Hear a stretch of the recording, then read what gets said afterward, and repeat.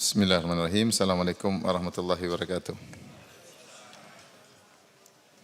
Alhamdulillahi ala ihsani wa syukru lahu ala taufiqihi wa amtinani. Asyhadu an la ilaha illallah wahdahu la syarika lahu ta'ziman li sya'nih wa asyhadu anna Muhammadan abduhu wa rasuluhu ila ridwanih.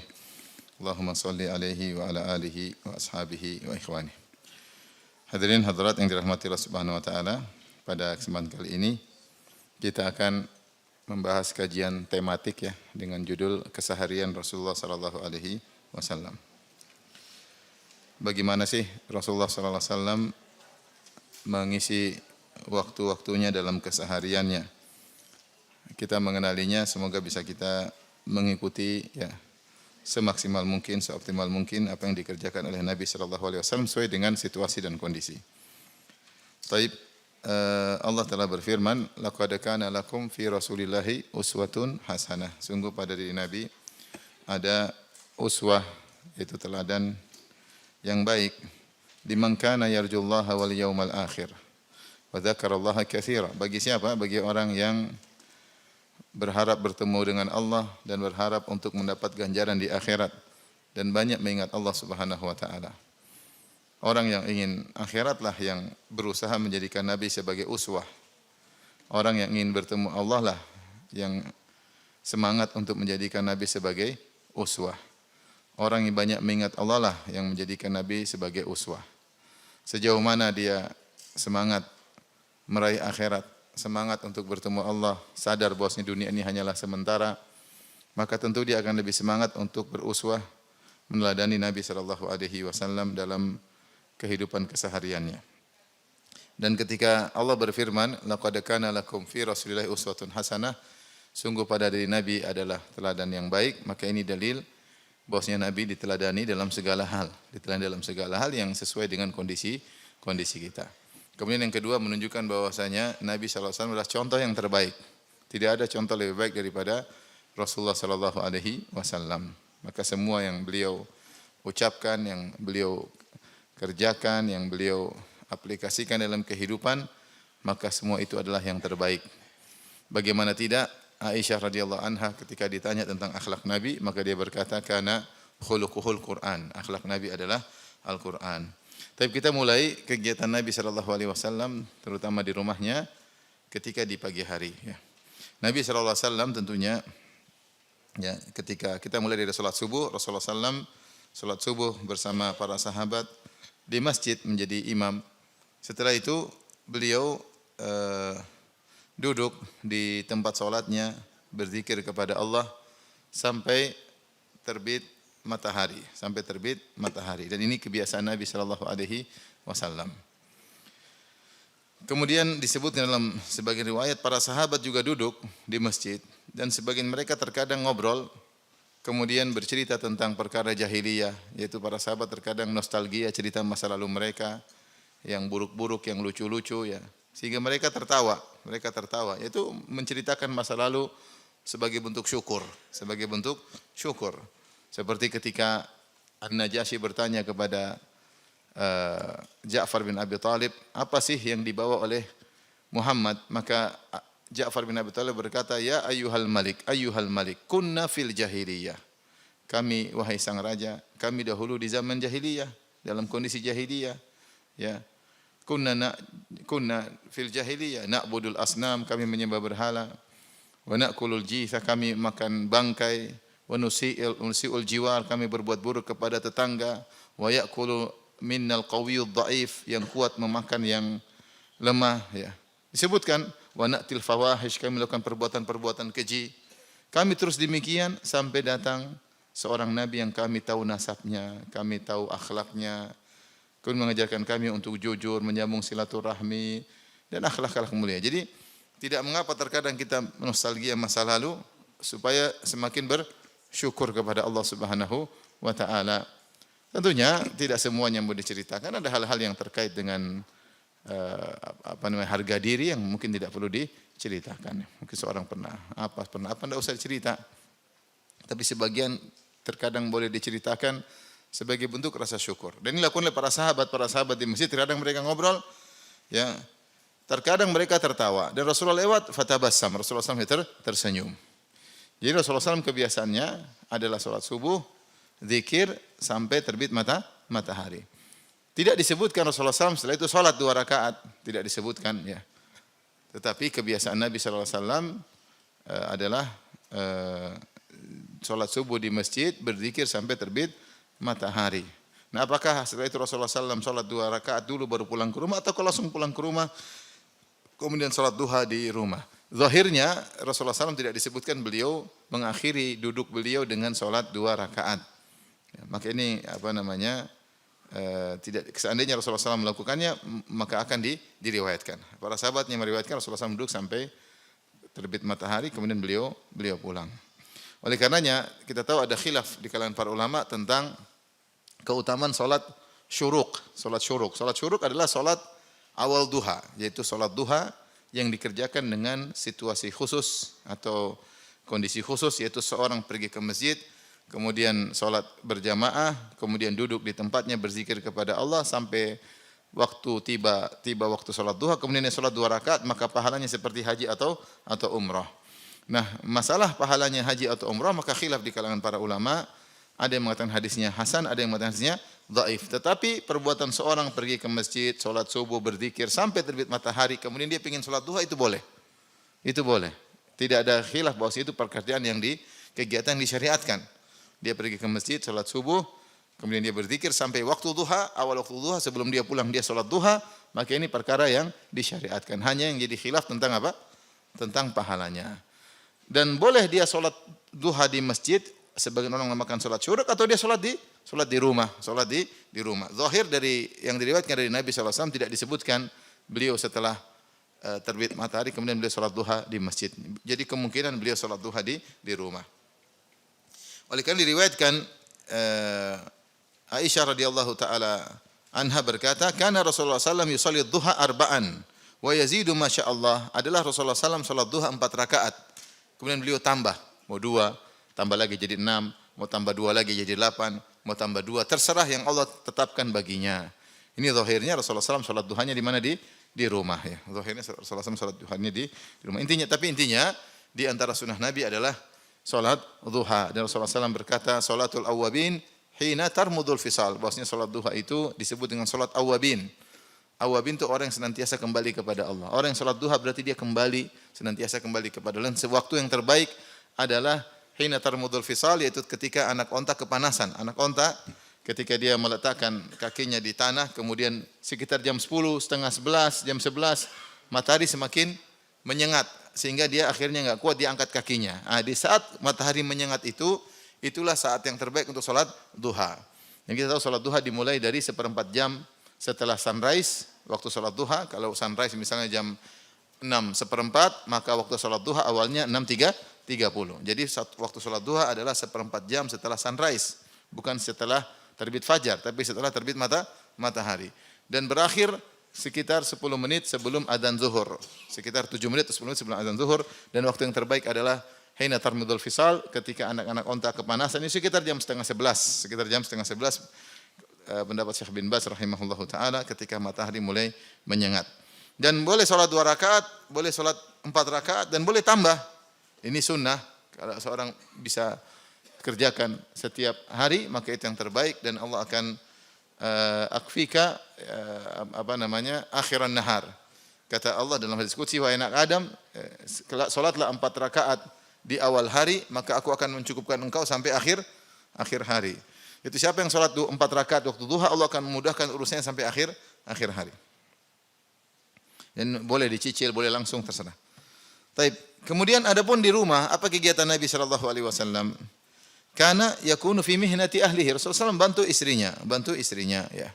Makanya Rasulullah SAW yahlibu syatahu, Rasulullah SAW memerah susu dari kambingnya, wa yarqa wa yuraqqi'u thawbahu, Rasulullah SAW menjahit bajunya, wa yakhdimu nafsahu, dia melayani dirinya sendiri, yaitu urusan dia sendiri, dia ngerahin diri sendiri, wa yakhsifu na'lahu, kemudian dia juga menjahit sendalnya, fa idza hanatis salat, ketika salat beliau pun pergi meninggalkan rumah menuju salat.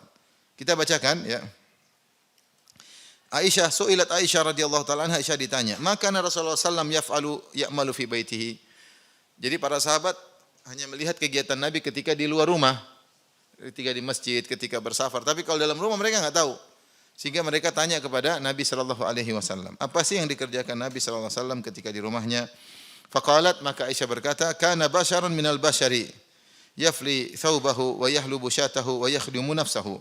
Beliau adalah sebagaimana manusia yang lain. Ya, beliau menjahit bajunya, merah susu dari kambingnya dan berkhidmat, yaitu melayani dirinya sendiri. Ya. Ini dalil bahwasanya seorang suami tidak mesti kemudian duduk manis di rumah jadi raja, kemudian istrinya terkadang jadi permaisuri, terkadang jadi pembantu. Enggak ya. Jadi maksudnya dia okelah dalam rumah istrinya bantu dia dan dia juga melayani dirinya sendiri. Tidak semuanya istrinya melayani. Ya kerjasama. Oleh karenanya kita dapati bahwasanya sunnah para sahabiat adalah melayani suami mereka semampu mereka. Ya, di antaranya seperti kisah Asma binti Abi Bakar. Asma binti Abi Bakar radhiyallahu taala anha membantu suaminya sampai dia mengangkat sesuatu berjalan berkilo-kilo untuk ngurusi kudanya Zubair ibn Al-Awwam. Ya. Jadi kerja membantu suaminya Zubair bin Al-Awwam, karena Zubair bin Al-Awwam bukan orang yang berada. Kemudian juga Fatimah radhiyallahu anha membantu Ali. Ali miskin, Fatimah juga miskin, sampai Fatimah yang menggulung gandum sampai tangannya kapalan, sudah tidak indah seperti tangan seorang wanita yang halus, enggak, tapi karena dia menggiling gandum berat, batu 2 roha didorong untuk menggiling gandum. Kemudian juga beliau mengangkat air ya sampai beliau intinya merasa berat. Akhirnya Fatimah radhiyallahu anha minta kepada ayahnya untuk diberi pembantu ketika mendengar ada budak-budak datang tawanan perang, ingin satu dikirim ke rumah untuk jadi pembantu. Ternyata Rasulullah SAW tidak kasih. Ya, Rasulullah SAW tidak kasih. Kemudian Rasulullah SAW datang kepada Fatimah malah menasihati. Kemudian beliau berkata di antara maknanya, sebaik-baik wanita adalah yang paling bermanfaat bagi keluarganya. Ya. Artinya ketika seorang wanita menggiling gandum, dia berpahala, dapat pahala. Ketika dia membantu kegiatan di rumah, dapat pahala. Menyiapkan makanan buat suaminya, dapat pahala. Ya.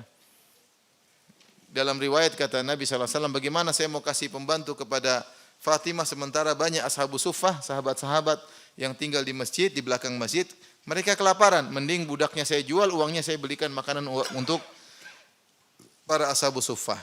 Intinya bahwasanya kebiasaan mereka dahulu adalah membantu suami dalam kegiatan rumah tangga.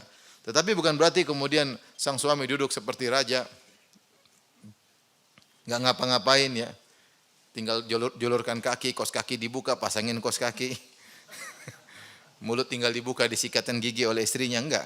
Bukan begitu maksudnya. Artinya memang saling kerjasama dan istri melayani apa? Suami, benar, istri melayani suami. Maka ini saya ingatkan pada para istri untuk perhatian akan hal ini, jangan lupa melayani suami. Pembantu boleh, pembantu adalah untuk membantu, tetapi yang berinteraksi langsung dengan suami adalah ibu, ya, jangan pembantu. Artinya biar pembantu yang masak nasi goreng, tapi yang hidangkan ibu, paham?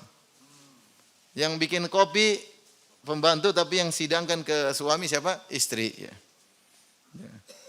Suruh pembantu bikin terserah, tapi yang hidangkan adalah istri. Suami senang kalau dilayani oleh apa?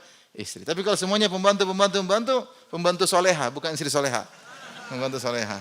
Lama-lama suaminya naksir sama pembantunya. Pembantunya soleha. Oleh karenanya Nabi SAW membantu istrinya. Ya. Aisyah radhiyallahu anha ditanya, maka Rasulullah SAW ya'malu fi baitihi, karena para sahabat tidak tahu kegiatan Nabi di rumah. Mereka bertanya, wahai Aisyah, ibunda kaum mukminin, apa sih kegiatan Nabi kalau di rumah? Faqalat kana basyaran minal basyar. Rasulullah SAW seperti bagaimana lelaki yang lain, menjahit bajunya, memerah susu kambingnya, melayani dirinya. Ya. Dalam riwayat yang lain, Aisyah berkata, kana yakhitu thawbahu. Rasulullah SAW menjahit bajunya. Kalau yuraqqa itu baju yang robek-robek digabungin, dijahit kain digabungin. Muraqqa'at itu kain digabungin. Kalau yakhit ya mungkin bajunya dibuat bajunya Rasulullah jahit. Wa yakhsifun alahu, yaitu kulit ditempelin kemudian dijahit sehingga jadi sendal yang kuat. Wa ya'malu ma ya'malu rijal fi buyutihim. Dan Rasulullah bekerja sebagaimana para laki di rumah mereka. Artinya Rasulullah sama seperti suami-suami yang lain yang juga membantu istrinya di rumah. Dalam riwayat yang lain, riwayat Bukhari, kata Al-Aswad, sa'altu Aisyata, maka Nabi sallallahu alaihi wasallam yasna'u fi baitihi, Aku bertanya kepada Aisyah, apa yang dikerjakan oleh Nabi di rumahnya? Qalat kana yakunu fi mihnati ahlihi. Beliau membantu istrinya. Jadi Rasulullah ngerewangi apa? Ya, ngerewangi istri. Benar. Itu bahasa apa itu? Bahasa Inggris atau bahasa? Oh, bahasa Jawa. Ngerewangi apa? Ngerewangi istrinya, yang bantu-bantu. Iya. Ngerewangi bojone, ya. Ngomong istrinya. Bojone piro, Mas? Enggak, Mas iki bojone piro? Siji. Oh, setunggal kali.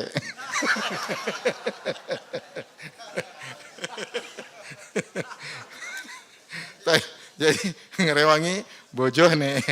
Rasulullah membantu istrinya ya. Tetapi kata Aisyah radhiyallahu anha, fa idza hadaratis salat kharaja ila salat. Kalau sudah tiba azan, Rasulullah tinggalkan semuanya. Bukan akhirnya ngerawangi terus sampai komat, enggak. Azan selesai, udah selesai waktunya, nanti lanjut lagi. Sekarang waktunya dipanggil oleh Allah Subhanahu wa taala. Jadi kita boleh ngerawangi istri, tapi kalau udah waktunya mau pergi ditahan, jangan Mas. Oh. Jangan tinggal. Engkau wae. Iya. Engkau wae. Baik, kita lanjutin. Ya. Baik, Rasulullah sallam adapun kalau masalah makanan, Rasulullah sallam kalau suka dia makan, kalau enggak suka dia tidak komentar sama sekali, ya. Dia tidak komentar sama sekali, ya. Dari Abu Hurairah radhiyallahu anhu, beliau berkata, "Ma aban Nabi sallallahu alaihi wasallam ta'aman qad, in ishtahahu akalahu wa illa tarakahu." Adalah Rasulullah SAW tidak pernah mencela makanan sama sekali. Tidak pernah mencela, maksudnya tidak pernah berkata terlalu asin, terlalu dingin, terlalu panas, terlalu kecut, ya, terlalu hambar, ya, kurang banyak. Rasulullah tidak pernah mencela makanan sama sekali. Makanya memang sebagian ulama mengomentari, karena Rasulullah memang dunianya bukan dunia makanan, tidak seperti kita kuliner melulu, ya. Jadi komentar melulu, jadi jago komentar, bahkan YouTuber laris ini YouTuber komentator makanan, ya. Rasulullah hidupannya bukan urusan makanan, sehingga makan ada kalau dia suka makan, kalau enggak. Ya. Bahkan ada sebagian sahabat yang seorang wanita dia mengatakan, kalau saya bikin makanan di zaman Nabi kalian tidak bisa makan. Kalian tidak bisa makan. Saya pernah kemudian juga ada kawan dia bilang, "Ustaz, Firanda kalau mau istri saya bikin makanan yang disebut dalam hadis." Belum tentu kau suka, kau suka. Ini makanan biasa-biasa aja. Ya, tidak seperti kita Masya Allah di tanah air luar biasa. Judul makanan sejuta judul makanan. Bakso bermacam-macam, bakso urat, bakso inilah, bakso Malang, bakso ceper, bakso aja macam-macam. Luar biasa. Iya. Masa bakso kotak, ada bakso kotak juga belum tahu kan? Waduh, enak sekali bakso kotak. Maksud saya bakso aja dengan berbagai macam dunia bakso. Belum kalau kita bicara makanan. Setiap daerah punya makanan yang spesial. Jadi Nabi SAW tidak pernah mencela makanan sama sekali karena memang dunia beliau bukan dunia kulineran, ya. Dan bahkan kalau beliau tidak suka, beliau tidak pernah komentari, beliau tinggalkan. Sampai ketika Khalid ibn Walid menyuruh Nabi untuk komentar makanan, beliau tidak komentar. Suatu hari Rasulullah SAW makan dhab sama Khalid ibn Walid, maka Rasulullah SAW tidak sentuh dhab tersebut. Ketika Rasulullah makan, ada yang kasih tahu, ya Rasulullah itu dhab. Dhab adalah kadal gurun. Kadal gurun, tapi dia bukan karnivora, dia makan rumput-rumput sehingga hukumnya halal. Maka ketika dihidangkan Rasulullah SAW tidak makan, sementara Khalid makan dengan lahapnya. Khalid bertanya, "Ya Rasulullah, kenapa kau tidak makan? Aharamun hu, apakah ini haram?" Kata Rasulullah SAW, "Tidak. Walakin lam yakun bi ardi qaumi fa ajiduni a'afuhu." Ini tidak haram, tetapi ini tidak ada di kampungku, sehingga aku tidak biasa makan makanan seperti ini. Rasulullah tidak bilang, "Apa ini kadal dihidangkan?" Enggak. Ya. Ustadz kok dikasih kadal? Enggak.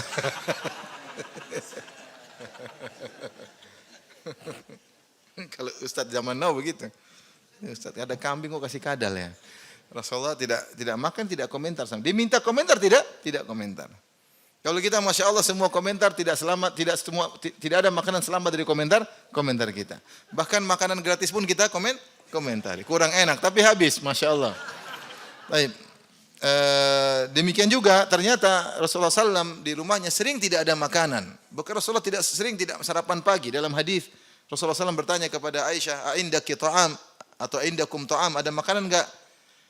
Kata Aisyah, "Tidak ada." Kata Rasulullah SAW, "Idzan fa ana shaimin." Kalau gitu saya shaim, saya berpuasa. Kemudian dalam riwayat yang lain Rasulullah bertanya, "Aindakum ta'am? Ada makanan enggak?" Kata istrinya enggak ada. Kata Rasulullah SAW, faqad asbahtu sha'iman. Saya sudah dari pagi puasa. Saya lanjutkan puasa saya. Sampai Al-Imam Bukhari dalam Sahih Bukhari menyebutkan sekitar 6 atau 8 sahabat yang kebiasaannya sama dengan Nabi. Kalau tanya istrinya, ada makanan enggak? Bilang tidak ada. Maka kata sahabat tersebut, kalau begitu saya puasa. Sungguh bahagia punya suami seperti ini. Ada makanan enggak, Ma? Enggak ada. Kalau gitu papi puasa. Masya Allah. Ma, besok lagi ada makan enggak? Enggak ada. Kalau gitu papi puasa. Besok lagi, Ma ada makan enggak? Enggak ada. Mama ngapain aja? Udah 3 hari, papi puasa ini. Luar biasa para sahabat, luar biasa. Pikiran mereka akhirat bukan dunia. Apa kata Aisyah radhiyallahu taala anha? In kunna lananzur ilal hilal, thumma al-hilal, thalathata ahillatin fi syahrain. Sungguh kami melihat hilal muncul. Terus bulan depan hilal muncul lagi. Kemudian di penghujung bulan muncul lagi hilal. 3 bulan dalam 2 bulan. Ya. 3 hilal dalam 2 bulan. Fi syahrain wa ma uqidat fi abiyati Rasulullah sallallahu alaihi wasallam nar. Selama 2 bulan berturut-turut tidak ada api dinyalakan di rumah Nabi sallallahu alaihi wasallam.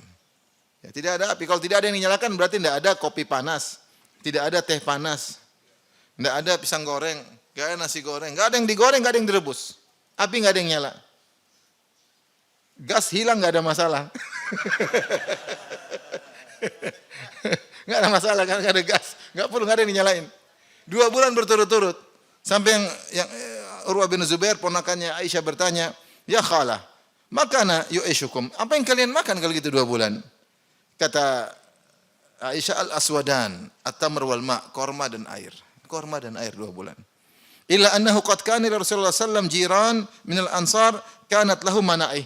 Hanya saja memang Rasulullah sallam punya beberapa tetangga yang baik yang memberikan manihah.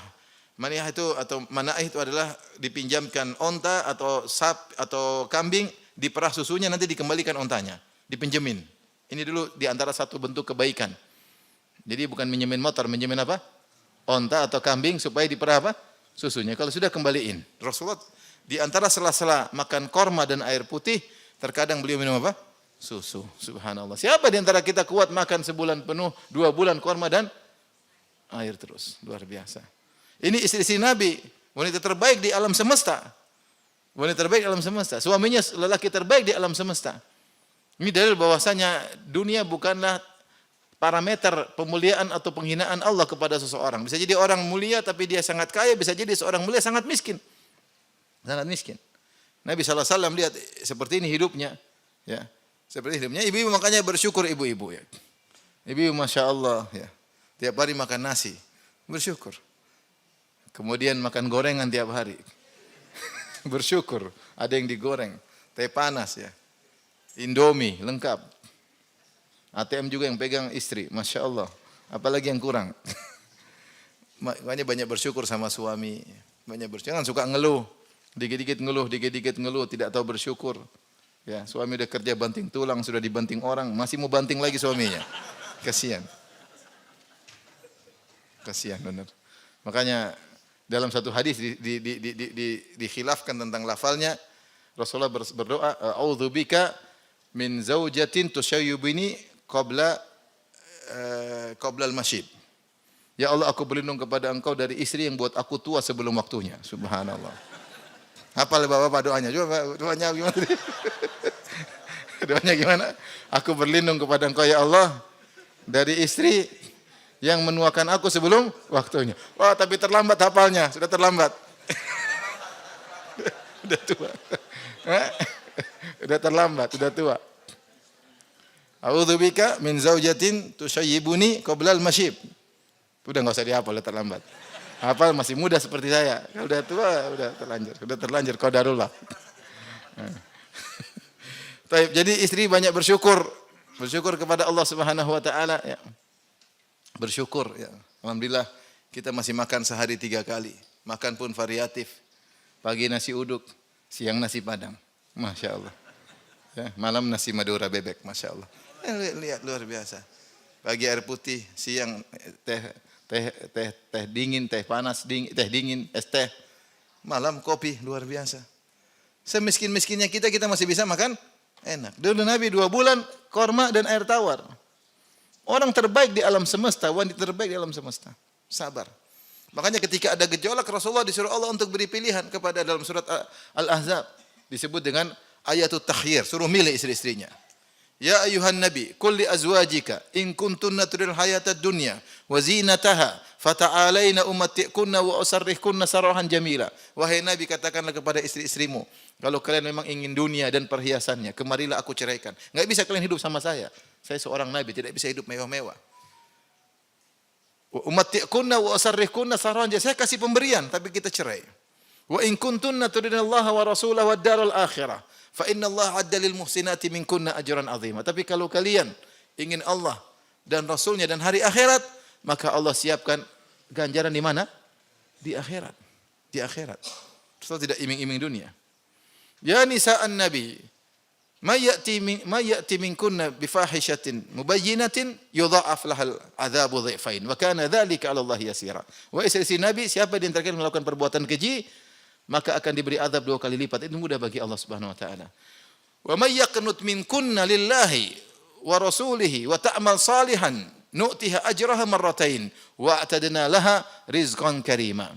Dan siapa di antara kalian wahai istri-istriku, istri Nabi yang kunut, semangat beribadah kepada Allah, wa ta'mal salihan, dan beramal salihah, maka kami siapkan bagi dia pahala 2 kali lipat, dan kami siapkan bagi dia rizki, itu rizki yang mulia, itu di surga kelak. Maka istri-istri Nabi ketika diberi pilihan, mereka pilih untuk hidup bersama Nabi dengan penuh kesulitan. Sampai 2 bulan berturut-turut tidak ada kecuali korma dan air, mereka sabar karena mereka cari apa? Akhirat. Masalahnya kalau kita cari dunia, ya enggak kuat hidup sebulan korma air, korma air, korma air. Ya, panas perut alasan. Ya, tapi para sahabiat sabar. Kenapa? Yang mereka cari akhirat. Dunia cuma sebentar. Makanya ibu-ibu sabar-sabar ya. Yang penting suami sholat, suami bertakwa kepada Allah, suami baik, ya udah sabar aja ya. Pagi nasi uduk, siang nasi uduk sisa tadi pagi. Sabar, sabar. Itu cuma sebentar. Itu cuma sebentar. Nah, kita dipanggil oleh Allah Subhanahu wa taala. Yang diberi rezeki banyak, jangan pelit-pelit, bagi-bagi. Yang punya rezeki banyak bagi-bagi, mumpung belum mati. Bagi kepada sekerabat, bagi kepada kakak, bagi kepada adik, bagi kepada tante, bagi kepada nenek. Bagi pada mertua, mertua pertama kasih, mertua kedua kasih, mertua ketiga kasih, mertua keempat kasih. Jangan pelit-pelit.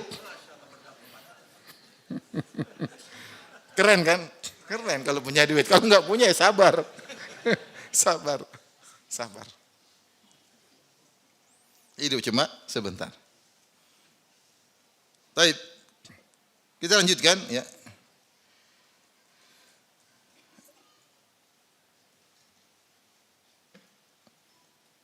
Dan adalah kebiasaan Nabi sallallahu alaihi wasallam kalau ingin mengumpulkan manusia karena ada urusan tertentu, maka beliau panggil orang untuk menyeru as-salatu jami'ah. As-salatu jami'ah.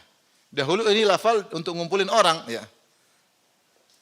Di antaranya untuk ngumpulin orang untuk salat, tetapi ketika sudah ada azan maka ini sudah tidak dipakai lagi. Kecuali untuk ngumpulin orang untuk selain salat. Ngumpulin orang untuk selain apa? Salat 5 waktu. Maka dipanggil as-salatu jami'ah, bukan bersalat tapi ngumpullah kalian, ada keperluan penting, ada pengumuman, ada pemberitahuan, ada perluan, maka dipanggil as-salatu jami'ah, maksudnya ngumpul, ada pemberitahuan. Salah satu metodenya dengan mengucapkan as-salatu jami'ah. Kemudian Rasulullah SAW setelah mereka berkumpul, Rasulullah SAW beri nasihat sesuai dengan yang beliau inginkan. Dan ketika beliau ingin mengutus, kalau beliau ingin mengutus suatu utusan, maka beliau kirim utusan untuk apa? Untuk mata-mata, untuk perang, beliau akan utus. Ya, kalau ingin kumpul mereka memberi nasihat kepada mereka wejangan, maka beliau kasih wejangan. Kalau beliau ingin menjelaskan ada syariat baru, beliau jelaskan. Intinya cara ngumpulin orang ketika dia berkata apa? As-salatu jami'ah. Makanya di antara kesalahan imam sekarang di tanah air kalau sudah selesai salat udah kumpul as-salatu jami'ah. Itu enggak, salah itu. Salah. Ya. Enggak. Mereka ngambil makna lafalnya padahal bukan begitu penggunaannya. Dan di antara kebiasaan Nabi sallallahu alaihi wasallam adalah tidur di tengah hari. Tidur di tengah hari. Apakah sebelum zuhur atau setelah zuhur yang disebut dengan al-qailulah. Al-qailulah. Di antara fungsi al-qailulah, tidur di tengah hari, adalah untuk kuat aktivitas ya selanjutnya sehingga tidak lemas, istirahat sebentar, aktivitas untuk melanjutkan sampai di akhir hari, dan juga bisa bangun malam. Karena Rasulullah bangun malam agak begadang untuk beribadah, tentu paginya agak ngantuk ya. Nah, maka dia butuh istirahat di waktu duha, pokoknya ada istirahat di tengah hari, namanya al-qailulah. Kata Nabi SAW, qilu fa inna syaitana la yaqil. Tidurlah, sungguhnya setan tidak tidur siang. Tidur sianglah, sungguhnya setan tidak tidur apa? Siang. Setan tuh semangat godain kita, dia aja nggak mau tidur siang. Sayang kalau tidur siang, nggak sempat goda manusia. Saya ulangi, setan itu tidak mau tidur siang. Kalau dia tidur siang, sayang tidak sempat goda apa? Manusia. Tujuan dia happy kalau bisa goda manusia. Dia happy kalau bisa goda ibu-ibu. Supaya minta duit sama suami untuk beli tas branded. Ngabisin duit suami, dia happy, senang, dia bahagia. Makanya jangan tidur siang. Godain ibu-ibu, godain bapak-bapak supaya tertarik sama wanita yang tidak halal. Semua digoda. Sampai tidur siang pun dia tidak tidur siang. Setan. Dasar setan, mau diapain? Nah, makanya kata Nabi, silsilah setan dengan tidur siang. Meskipun 5 menit, meskipun 10 menit, tapi kalau kita deep sleep, tidur kualitas, maka pengaruhnya luar biasa. Pengaruhnya luar biasa ya. Pengaruhnya luar biasa ya. Makanya di antara nikmat yang Allah berikan kepada para mujahidin ketika perang Badar, perang Uhud, Allah bikin rasa kantuk. Wa idh yughashshikumun nu'asa amanatan minhu. Ketika kami berikan rasa kantuk kepada kalian, ketika para sahabat musuh banyak, tapi kalau agak fly dikit jadi enggak takut. Jadi enggak ngantuk. Kemudian dengan sampai sebagian mereka pedangnya mau jatuh. Jadi ngantuk itu sedikit membuat apa? Rasa takut apa jadi hilang. Kemudian rasa letih bisa jadi hilang, tiba-tiba segar kembali. Ya. Jadi tidur siang itu penting dan itu sunnah Nabi sallallahu alaihi wasallam. Jadi seorang kalau tidur siang jangan lupa niat untuk menjalankan sunnah Nabi. Meskipun sebentar enggak ada masalah. Tidur sebentar ya. Tidak harus 3 jam kebanyakan ya. Itu namanya tidur kebanyakan ya, tidur siang ya setengah jam, 1 jam maksimal, 1/4 jam, tidur bangun seger lagi. Ya. Baik. Dan kebiasaan Nabi SAW yatafaqqadun nas, yaitu ngecek orang-orang, ngecek para sahabat. Rasulullah SAW cek. Kalau bahasa kita sekarang belusukan. Ya, tapi bukan pencitraan ya. Belusukan untuk mengetahui bagaimana kondisi para sahabat. Itu kebiasaan Nabi SAW. Rasulullah cek bagaimana kehidupan mereka, bagaimana ekonomi mereka, bagaimana muamalah mereka. Sampai Rasulullah ke pasar ngecek, adakah kecurangan. Rasulullah cek. Sampai di antara hikmah Rasulullah SAW kalau habis sholat selalu balik ngecek. Karena Rasulullah kalau sholat, assalamualaikum, zikir sebentar, balik atau tidak? Balik. Tujuannya adalah ngecek para sahabat. Kenapa si fulan tidak ada? Rasulullah cek. Atau ada yang ingin Rasulullah sampaikan? Rasulullah sampaikan. Rasulullah suka ngecek para sahabat. Dia sangat mencintai para sahabat. Sampai disebutkan kenapa Rasulullah SAW hikmahnya datang ke Kuba kula sabtin, setiap hari Sabtu Rasulullah SAW pergi ke Kuba, masyian aw raqiban, terkadang jalan kaki, terkadang naik kendaraan, naik tunggangan. Di antaranya Rasulullah SAW ingin ngecek para sahabat sepekan sekali yang tinggal di Kuba. Karena Kuba jauh dari kota Madinah, perkampungan sendiri. Perkampungan sendiri, Rasulullah ngecek setiap pekan sekali, ngecek para sahabat di sana bagaimana. Ini menunjukkan perhatian Nabi sallallahu alaihi wasallam. Sampai Rasulullah SAW pernah pergi ke pasar, kata Abu Hurairah, anna Rasulullah SAW marra ala subrati ta'amin. Rasulullah melihat lewat ada setumpuk makanan dijual di pasar. Fa adkhala yadahu fiha. Rasulullah cek. Rasulullah masukkan jarinya ke dalam makanan tersebut atau tangannya ke makanan tersebut. Fanalat asabi'uhu balalan. Tiba-tiba Rasulullah jarinya mendapati ada basah di dalam. Itu rusak makanan tersebut. Di luarnya bagus, dalamnya ternyata rusak. Maka Rasulullah tegur, "Ma hadza ya sahibat ta'am?" Ini apa kok ada basah-basah di dalam? Qala asabatus sama' ya Rasulullah. Tadi malam kena hujan. Kata Rasulullah SAW, "Afala ja'altahu fawqa ta'am?" Kenapa kau tidak jadikan di atas? Kay yarahun nas. Supaya orang tahu makanan ini ada yang bagian tidak bagus. Kata Nabi, "Man ghashya falaysa minni." Siapa yang berbuat curang bukan dari golonganku.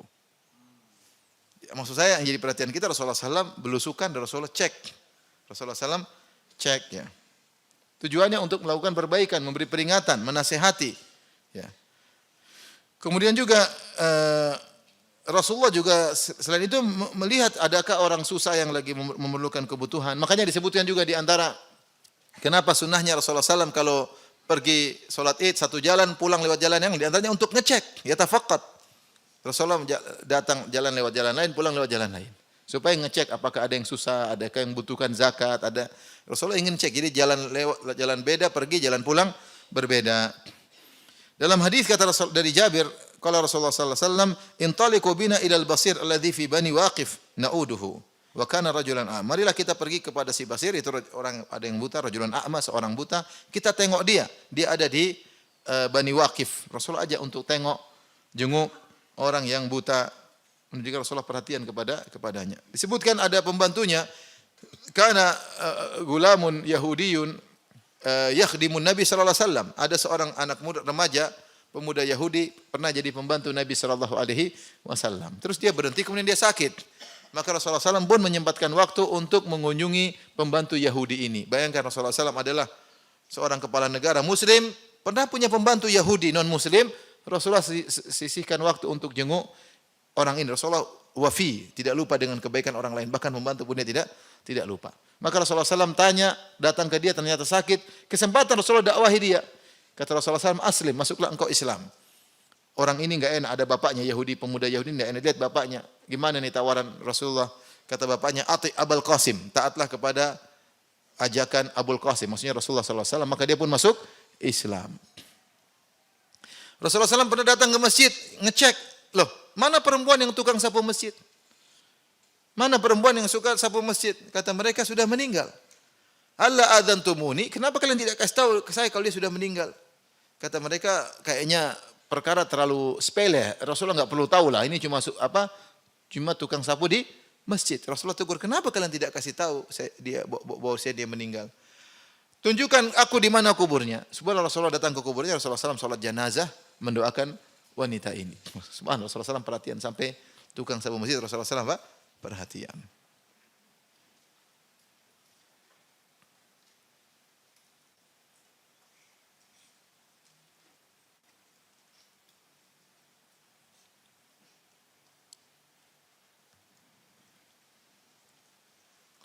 Taib.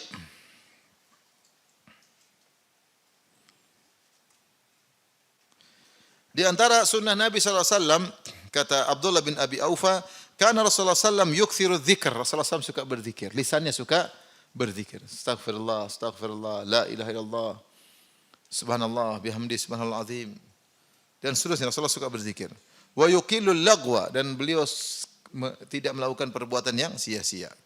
Wa yutilus salat, dan beliau memperpanjang salat. Wa yuqassirul khutbah, adapun khutbahnya pendek. Ya, beliau khutbahnya pendek, padat berisi. Ya. Bukan panjang-panjang sampai jamaah ngantuk, enggak ya.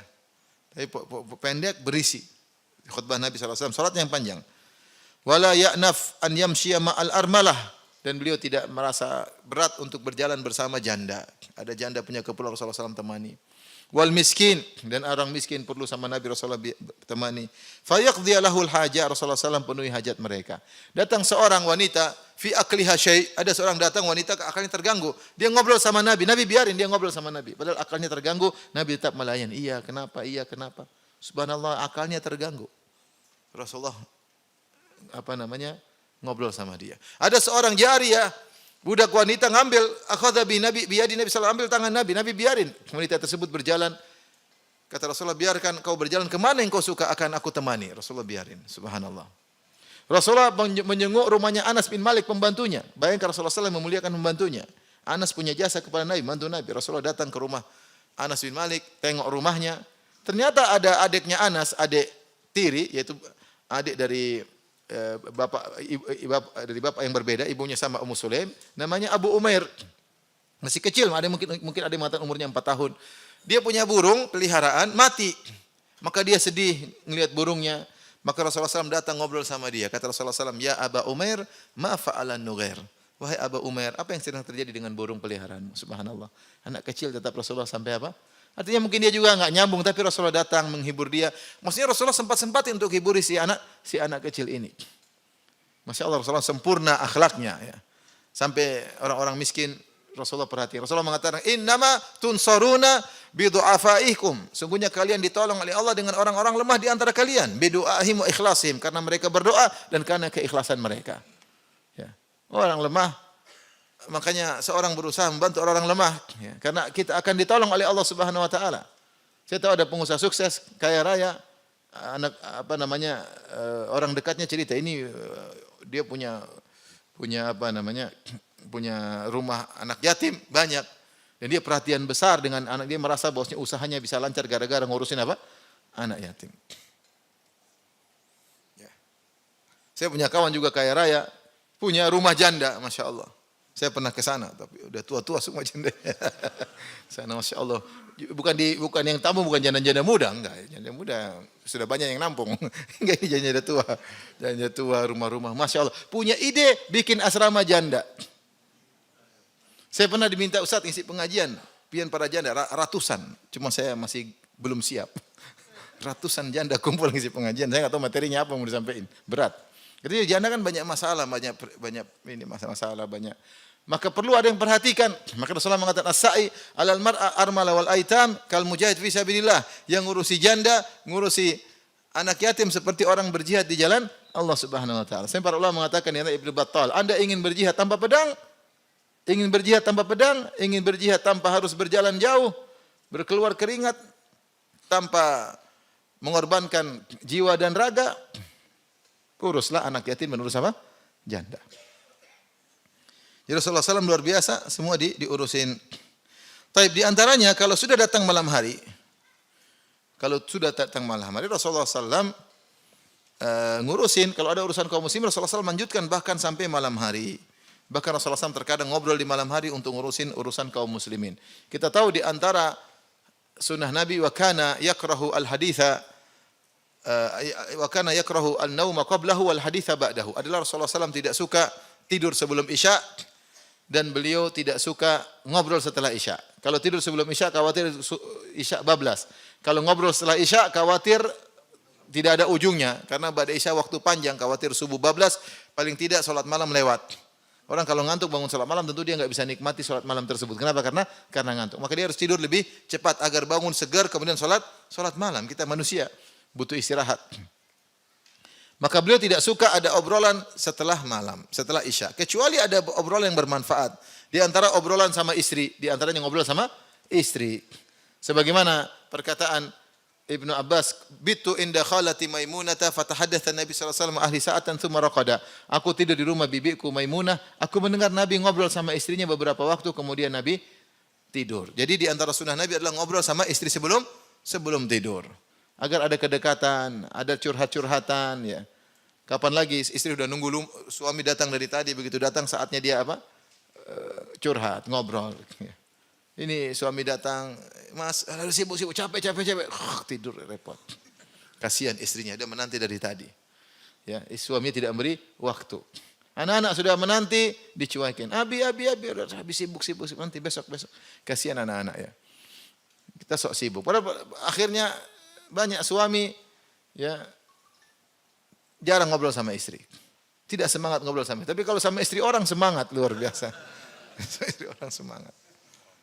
Apa sudah dari sananya begitu? Sama istri orang semangat. Istri sendiri kurang semangat. Bosan dan yang lain. Salah ini, harus diperbaiki. Semangat ngobrol sama istri. Sama istri orang jangan banyak ngobrol. Hati-hati, keperluannya aja. Fitnah. Ya. Sampai di rumah masih main HP, masih ngobrol di grup. Istri lagi pengen ngobrol, dicuekin. Bukan urgen kali. Enggak ada urgen. Ketawa ketiwi, istri enggak diajak ketawa. Akhirnya tidur, istri dicuekin. Di antara obrolan yang dianjurkan di malam hari adalah obrol sama si istri. Ingat, istri sendiri, bukan istri orang. Yang kedua adalah obrolan untuk kepentingan kaum muslimin. Dari Umar radhiyallahu anhu, beliau berkata, "Kana Rasulullah sallam yasmuru inda Abi Bakrin al-lailata." Rasulullah sallam pernah bergadang di sisi Abu Bakar. Kadzalika fil amri min amril muslimin. Demikian juga Rasulullah begadang atau ngobrol di malam hari karena urusan kaum muslimin. Wa ana ma'ahu, dan aku bersama dia. Ini dalil bahwasanya boleh ada rapat di malam hari, ketemuan untuk urusan yang penting, tidak jadi masalah. Ibnu Katsir berkata dalam tafsirnya, saya bacakan. Wa kana min akhlaqihi sallallahu alaihi wasallam annahu jamilul isyrah. Di antara akhlak Nabi sallallahu alaihi wasallam beliau adalah jamilul isyrah, itu orang sangat baik dalam bergaul dengan istrinya. Isyrah itu hubungan suami istri, sangat baik, sangat indah hubungan dengan istri-istrinya. Daimul bishr, dan Rasulullah SAW senantiasa tersenyum. Yudaibu ahlahu, Rasulullah SAW mencandai istrinya. Wa yatalattafu bihim, dan Rasulullah SAW lembut terhadap istrinya. Wa yuwassa'uhum nafaqatahu, kalau beliau mampu, beliau melapangkan rezeki buat istri-istrinya. Itu kalau ada ya semampunya, ya, tanpa berlebihan. Wa yudhahiku nisa'ahu, dan beliau membuat istri-istrinya tertawa. Kemudian kata Ibnu Katsir, ini sunnah tapi belum bisa kita lakukan. Dengar aja ya, Bapak-bapak. Yang tadi semuanya bisa, insyaallah. Jamil isyrah, mudah untuk bergaul dengan istri, suka tersenyum, bisa atau tidak? Sama istri, bukan istri orang. Ingat, istri sendiri. Yang berikutnya candain istri. Bisa enggak? Ada orang kalau candain temannya, candain istri orang jago. Sama istrinya mati kutu, enggak bisa bercanda. Ya. Kehabisan ide. Kalau sama orang, Masya Allah, ide banyak. Sama istri enggak kehabisan ide. Kehabisan ide. Enggak bisa ngomong sama apa? Istri. Ini salah, istri harus pandai bercanda, dapat pahala. Kemudian wa yudhahiku nisa'ahu, menjadikan istri-istrinya tertawa. Ini kita bisa. Selanjutnya agak susah. Saya bacakan. Dengar aja Bapak ya. Wa yajtami'u nisa'uhu kulla lailatin fi baitil lati yabitu indaha Rasulullah sallallahu alaihi wasallam. Dan seluruh istri-istrinya ngumpul di bagian wanita yang jatah nginapnya. Ngerti tak? Istri-istrinya ngumpul.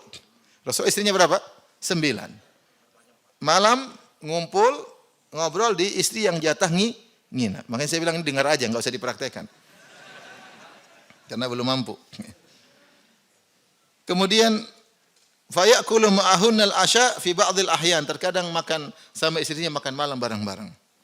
Tsumma tansarifu kullu wahidatin ila manziliha. Kemudian setelah itu buyar, ngobrol bareng, kumpul bareng istri-istri, kemudian makan bareng, kemudian pulang masing-masing. Ya. Wa kana yanamu ma'al mar'ah min nisa'i. Kemudian beliau tinggal di rumah yang jatah nginapnya. Ini kebiasaan Nabi sallallahu alaihi wasallam, ya. Sebagian orang bisa demikian, sebagian tidak bisa. Saya punya kawan istrinya 3. Rumahnya saya punya kawan ya, dengar baik-baik. Jadi istrinya 3 di rumah masing-masing berbeda, tapi di tengah-tengah ada area bersama. Jadi kumpul situ bareng, mereka masak bareng, terus kembali ke rumah masing-masing. Ya. Kata kawan saya, kalau saya tidak ada, mereka benar-benar bersaling tolong menolong bahu-membahu. Ketika saya datang, cemburu-cemburuan semua. Itu yang indah seperti itu. Enggak usah dilanjutkan ya. Baik. Kita lanjutkan. Wa kana yanamu ma'al mar'ati min nisa'ihi fi syi'arin wahid. Dan adalah Rasulullah SAW tidur bersama istrinya dalam satu selimut. Maka seorang suami ketika mau tidur juga mesra sama istrinya. Ambil selimut, tidur berdua, saling pelukan. Bukan suami menghadap utara, istri menghadap ke selatan. Ya, ini enggak benar seperti ini. Satu-satu yang masing-masing pegang HP sampai ketidur, istrinya hadap sana, hadap sini. Istrinya main HP, dia main HP. Ini rumah tangga kayak apa seperti ini? HP taruh, pelukan, satu selimut, sampai ketiduran. Ngobrol sampai tidur. Sunnah Nabi SAW. Bisa enggak dikerjain? Tidak mengenal umur. Jangan bilang sudah terlambat. Enggak ada terlambat. Ya, enggak ada terlambat. Dikerjakan sunnah Nabi SAW. Ngobrol sama istri, ambil hati istri. Tidur bareng satu selimut. Obrolan yang nyambung, enggak usah bikin obrolan yang bikin permasalahan. Obrolan tentang gas hilang, enggak usah. Obrolan politik ngapain? Kamu pilih mana, nomor 1, nomor 2? Ngapain? Kamu nomor 1. Sampai ada orang cerai gara-gara nomor 1, nomor 2 dulu. Subhanallah, bahlul itu. Ngobrol yang menyenangkan aja, mau tidur ngobrol 1-2. Tahu-tahu 1-2-nya berteman, rugi. Sudah cerai, 1-2-nya berteman. Baik. Wa yada'u katifaihi ar-rida wa yanamu yada'u an katifai rida'a wa yanamu bil izar. Rasulullah SAW di antara baju keseharian beliau ada jubah, ada izar dan rida. Izar itu sarung, rida itu pakaian atas. Jadi itu bukan pakaian ihram aja di zaman dulu. Itu pakaian keseharian. Cuma sekarang sudah tidak dipakai. Kalau ada orang sekarang pakai begitu masuk kantor diketawain. Tapi itu dulu pakaian keseharian Nabi. Nabi sekarang terkadang jubah, terkadang hullah, terkadang tadi pakaian di bawah izar, di atas kalau satu stel namanya hullah. Kalau enggak satu stel ya satu di bawah izar, satu di bawah namanya di atasnya apa? Rida. Nah, Rasulullah SAW kebiasaannya kalau mau tidur ridanya dia lepas. Tapi izar dia tetap apa? Pakai sarungan ya. Tidur pakai sambil sarungan. Ini sunnah Nabi SAW. Kalau sebagian orang beda-beda. Sebagian kawan kalau mau tidur ritual. Saya punya kawan, Masya Allah, mau tidur, safar dengan dia ritual. Mandi dulu, terus pakai baju kaos yang panjang, celana panjang, pakai kaos kaki, lengkap, terus pakai kacamata tidur. Boleh-boleh saja, boleh saja ya. Orang beda, ini perkara duniawi. Ya. Sehingga kalau tidak begitu dia susah tidur. Dia susah tidur. Orang beda-beda. Tapi kalau Nabi sederhana, mau tidur aja. Wa kana idza shalal isya yadkhulu manzilahu yasmur ma ahli. Rasulullah sallallahu alaihi isya beliau masuk rumah ngobrol sama istrinya sebentar kemudian beliau tidur ya.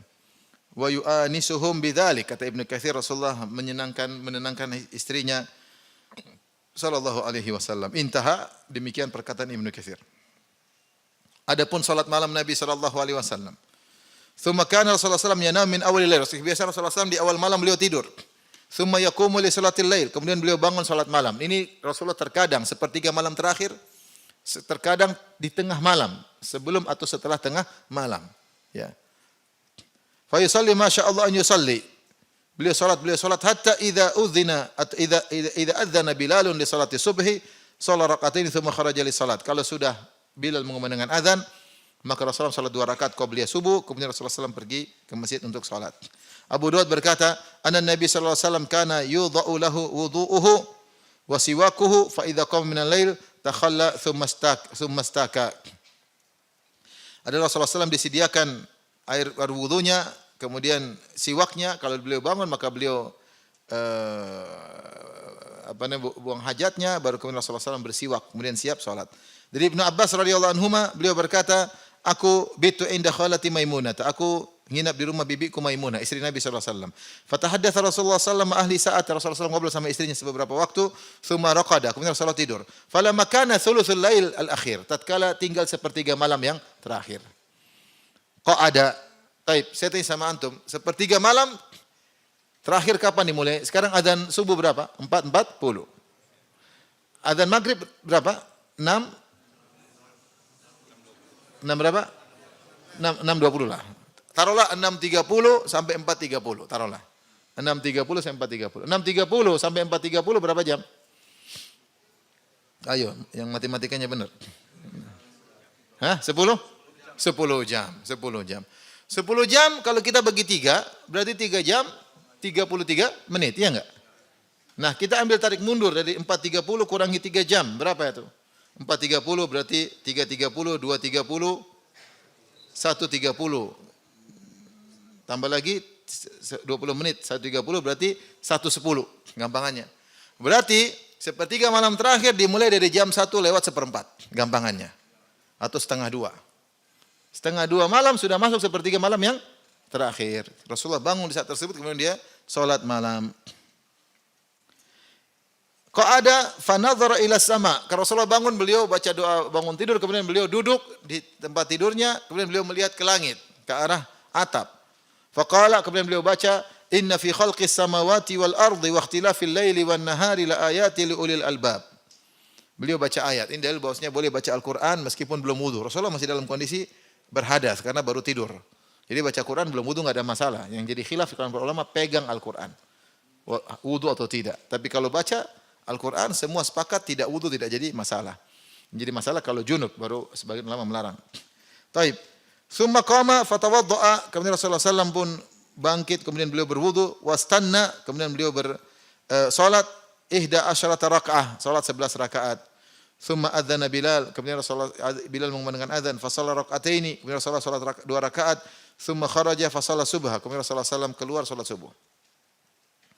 Inilah kegiatan Nabi sallallahu alaihi wasallam sehariannya di rumahnya. Tentu kegiatan ini bukanlah kegiatan yang rutin seperti itu terus-menerus. Karena kondisi kegiatan Nabi berubah-ubah. Terkadang beliau bersafar, tentu kegiatannya berubah juga.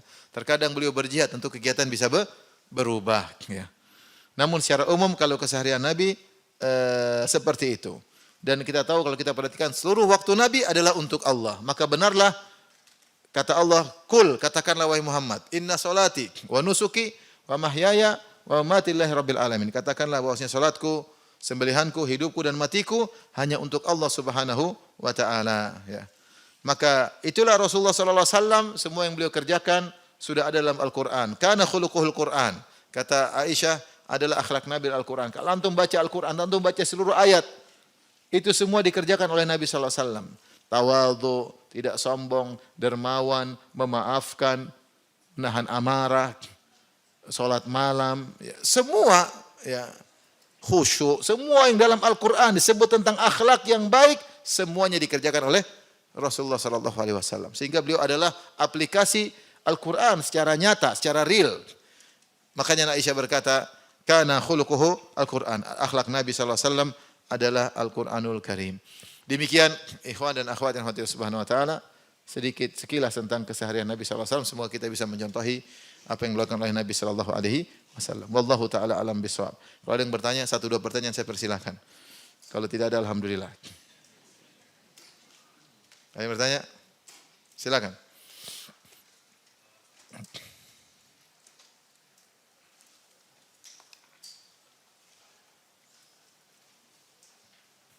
Bismillahirrahmanirrahim. Assalamualaikum warahmatullahi wabarakatuh. Assalamualaikum. Izin bertanya Ustaz, terkait tadabur Ustaz, bagaimana kita bertadabur dalam Quran. Kadang anak takut Ustaz, misalkan anak baca buku tafsir sendiri Ustaz. Kadang anak takutnya mungkin ada pendapat ulama tersebut yang menulis, ada yang mungkin belum ditahqiq atau mungkin belum dicek kembali. Jadi kadang-kadang anak ya udah, kalau mudahnya antum baca yang antum tidak ragu aja, yang tidak ragu aja. Seperti tafsir Sa'di, insyaallah itu aman ya. Sebagian tafsir tentu kemasukan ilmu filsafat seperti tafsir Ar-Razi, tapi di situ banyak faedah, cuma hanya para ulama yang bisa mengetahui memilah-milih. Tidak semua buku tafsir isinya baik semua, ada tafsir yang isinya juga tercampur-campur dengan akidah yang tidak benar, filsafat. Tapi secara umum kalau antum tidak ngerti, antum baca tafsir yang jelas, yang sederhana seperti tafsir Sa'di, tafsir Syekh Ibnu Utsaimin rahimahullah, tafsir Syekh Abu Bakar Al-Jazairi, dan tafsir Al-Muyassar yang mudah-mudah. Tafsir Ibnu Katsir agak sulit karena dibaca butuh orang punya ilmu. Itu secara sederhana. Ustaz. Ustaz, saya punya teman tidak bisa mengontrol emosinya jika sedang marah. Walau yang dihadapinya teman yang lebih tua usianya, tidak punya adab. Mohon ajarkan doanya agar kita terhindar dari akhlak yang buruk seperti itu, Ustaz. Berdoa tentang akhlak banyak, di antaranya Allahumma ahsanta khalqi fahassin khuluqi. Ini doa bukan doa ketika berkaca, salah. Ini doa dibaca kapan saja. Ya Allah, kau indahkan rupaku, maka indahkanlah apa? Akhlakku. Allahumma ahsanta khalqi fahassin khuluqi. Di antara doa adalah Allahumma hdini li ahsanil akhlaqi. Ini doa hendaknya dihafal. Ini penting sekali. Allahumma hdini li ahsanil akhlaqi, la yahdi li ahsaniha illa ant, wasrif anni sayyi'aha, la yasrifu anni sayyi'aha illa ant. Ya Allah, tunjukkanlah aku kepada akhlak yang terbaik. Tidak ada yang bisa menunjukkan aku ke akhlak yang baik kecuali Engkau, dan palingkanlah aku dari akhlak yang buruk. Tidak ada yang bisa meninggalkan dari akhlak yang buruk kecuali Engkau. Di antaranya Allahumma jannibni munkaratil akhlaq wal a'mal wal ahwa wal adwa. Ya Allah, jauhkanlah aku dari akhlak-akhlak yang mungkar, amal-amal yang mungkar, ya. Kemudian hawa nafsu yang mungkar dan penyakit-penyakit yang mungkar. Di antara doa akhlak. Di antaranya Allahumma ati nufusana taqwaha, atau Allahumma ati nafsi taqwaha wa zakkiha anta khairu man zakkaha. Ya Allah, berilah ketakwaan pada jiwaku dan sucikanlah dia, Engkau sebaik-baik yang mensucikan hatiku. Anta waliyuhu maulah, Engkau yang memilikinya dan Engkau yang mengurusinya. Banyak doa. Di antaranya wasrul sakhimata qalbi. Ya Allah, cabutlah kotoran-kotoran hatiku. Di antara orang sempat marah itu karena sombong dan angkuh. Orang suka marah itu biasanya tidak tawadhu.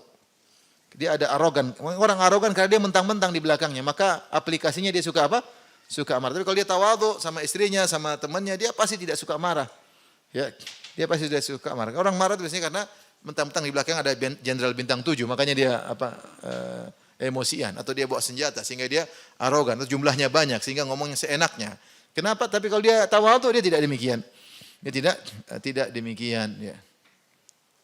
Assalamualaikum warahmatullahi wabarakatuh, Pak Ustadz. Waalaikumsalam warahmatullahi wabarakatuh. Pak Ustadz tadi bilang kalau baca Al-Quran Yang pakai wudu sama nggak wudu yang gimana? Kalau yang mushaf harus wudu. Kalau baca Quran tanpa pegang mushaf, atau kita mushafnya kita buka pakai sesuatu, tidak langsung kita pegang, sepakat ulama baca Quran tanpa wudu tidak mengapa. Yang mereka masalahkan kalau baca Quran dalam kondisi hadas besar, yaitu junub. Atau haid, ada khilaf juga. Ya, yang benar wanita haid pun boleh baca Al-Quran. Tapi ini hal khilaf. Tapi kalau baca Quran dalam kondisi tidak hadas besar, cuma hadas kecil, sepakat ulama itu boleh. Di antara dalil tadi, Nabi baru bangun, Nabi berhadas. Rasulullah baca Al-Quran. Adapun pegang mushaf, maka ini khilaf juga. Allah berfirman, la yamassuhu illal mutahharun. La yamassuhu illal mutahharun. Tidak ada yang menyentuh Al-Quran kecuali orang-orang yang disucikan. Ini khilaf. Ada yang mengatakan Al-Quran tidak boleh dipegang kecuali orang yang sudah bersuci. Ada yang mengatakan ini ayat terkait lauhil mahfuz. Karena yang dimaksud mutahharun maksudnya malaikat, bukan mutatahhirun.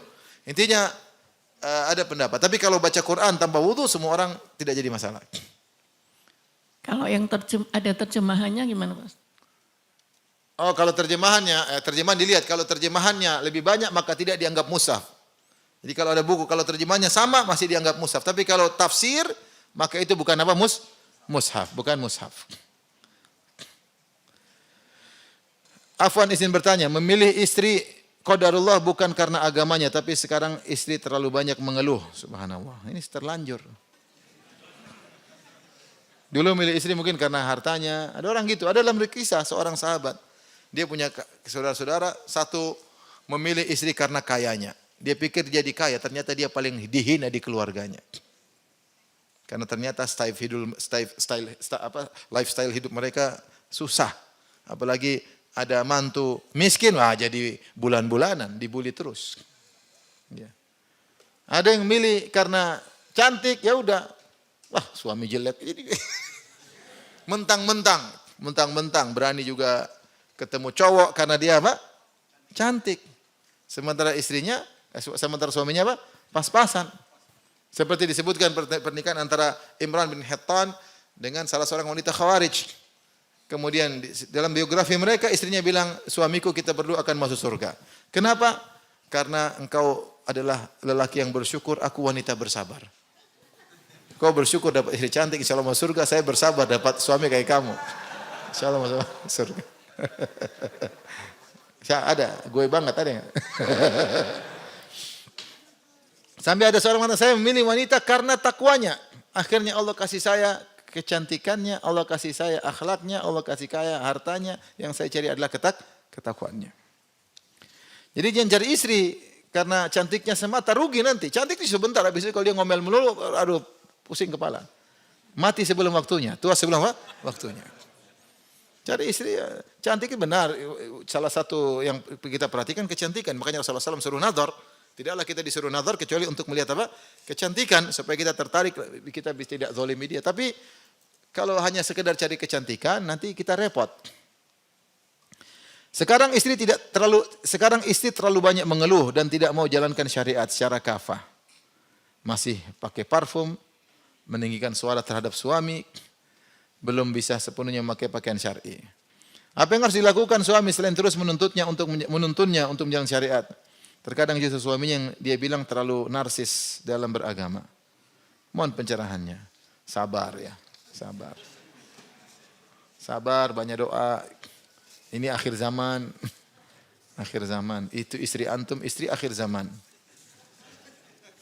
Sabar. Banyak wanita istri akhir zaman model begitu.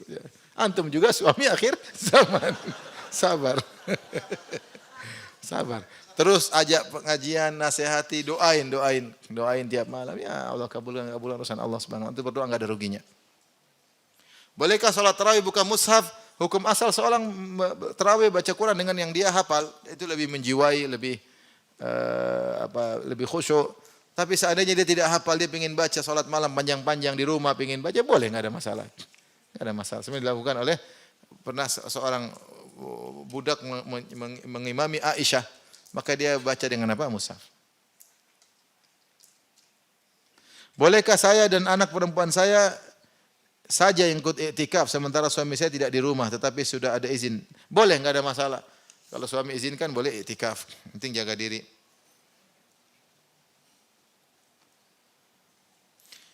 Setelah sholat isya, kemudian sholat sunnah sesudah isya disambung sholat witir. Kemudian tidur setelah bangun sepertiga malam, sholat tarawih. Bisakah? Kalau bisa, witir diakhirkan. Kalau merasa bisa bangun di sepertiga malam terakhir, maka witir nanti aja. Kata Rasulullah SAW, Ijalu akhir sholatikum billaili witra. Jadikanlah akhir sholat malam kalian dengan witir. Tapi kalau tadi dia ternyata sudah sholat witir, kemudian tidur, ternyata terbangun, pingin sholat, silakan sholat lagi. Tapi tidak boleh witir lagi. Ustadz, saya kena PHK. Sabar ya. Dan sudah melamar di banyak perusahaan, namun belum ada panggilan. Bolehkah saya minta nasihat dan doa dari Ustadz? Berdoa kepada Ar-Razzaq yang maha pemberi rezeki. Bangun malam, berdoa, puasa sunnah. Apalagi enggak ada duit beli makanan. Sudahlah, sabar.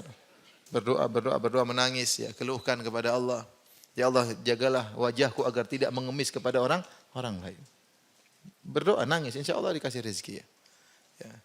Kalau full nggak ada, laporkan kepada pihak masjid supaya dikasih uang zakat. Ini kalau memang benar-benar terbuntu segala karena memang ada orang harus diberi zakat. Tapi sebelum itu minta semaksimal mungkin. Sabar, jangan ngemis, jangan minta sama Allah. Salat malam berdoa kepada Ya Razzaq, banyak mengucapkan Ya Razzaq, Dzul Quwwatil Matin. Berdoa kepada Allah Subhanahu wa taala. Demikian saja. Wabillahi taufiq. Assalamualaikum warahmatullahi wabarakatuh.